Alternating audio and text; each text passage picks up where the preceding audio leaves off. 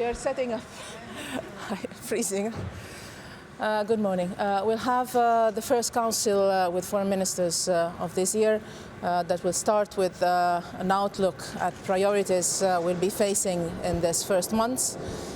We'll focus today especially on Syria. I'll update ministers on the work we're doing on the EU initiative with the regional powers and the discussions I've had in Geneva last week, especially with the new Secretary General of the United Nations, Antonio Guterres, and Staffan de Mistura, but also with the Turkish minister.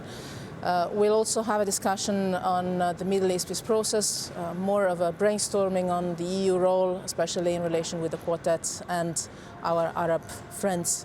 But let me also say, before I leave you and start meetings, that today we mark the first anniversary of the entry of the beginning of the implementation of the Iran nuclear deal, a deal that exactly 1 year after has delivered, both on the nuclear-related commitments Iran took and on the firm determination of the international community, starting with the European Union, to fully implement also its part of the deal. And 1 year later, we've seen, for what concerns EU-Iran relations, for instance, an increase in trade and economic relations that is really significant. So this to say, we start the first year, the first council of the year with the proof that diplomacy works and delivers, and that the European Union will continue to work for the respect and the implementation of this extremely important deal,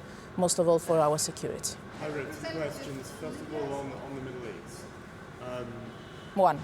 One question. Choose yours. What would be the European Union's reaction if the Trump administration moves its embassy? I'll not elaborate on this at this stage. Maybe this afternoon if we have a discussion on that. But as I said, what we are going to discuss today is the EU work and the EU positions and the EU diplomatic continuous work for the resolution of the conflict between Israel and Palestine, and especially trying to lay the conditions for the parties to do their part and restart serious talks. Libya is also point of the agenda. Why does the EU work together with the Libyan Coast Guard? Libya is not as such part of the agenda. I will propose to the ministers to have this as a full point in February, which is the Foreign Affairs Council just 3 weeks from now.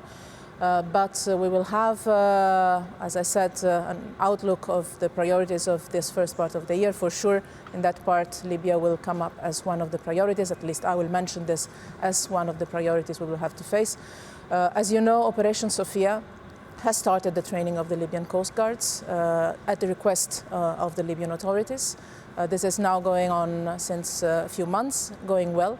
And the reason is because we want to respond to the requests of the Libyan authorities on their demands, on their needs to secure their territorial waters, to secure their coasts, not only for security reasons, not only for migration-related issues, but also for economic reasons. One of the reasons why Sarraj always mentioned to me the need to train the coast guards is that if the waters around Libya are secure, the fishermen can go out and fish, and this is one of the first revenues for the Libyan population. So it's because of economic development, it's because of security, and it's also because of our intention to jointly manage the migratory flows together with the Libyan authorities, together with the UNHCR and the IOM, in the full respect of human rights and to save people.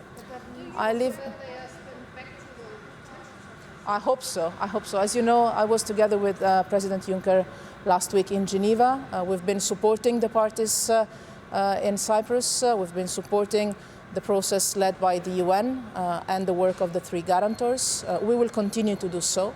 And our teams are still working in these days, hours, and in the coming weeks to accompany this process, hoping in a positive result. The region, the world would need such a positive news, and I think the benefit for all in Cyprus and around would be really immense. Thank you. I'll see you later.